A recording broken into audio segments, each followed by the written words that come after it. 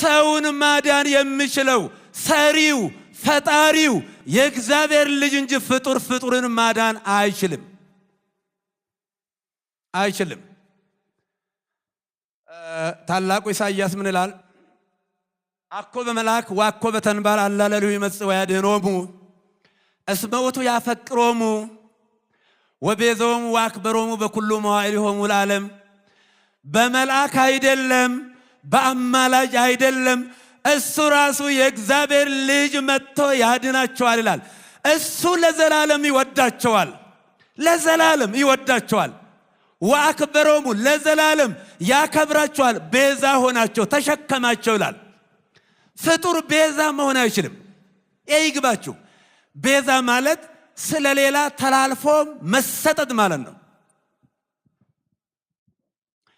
ነይ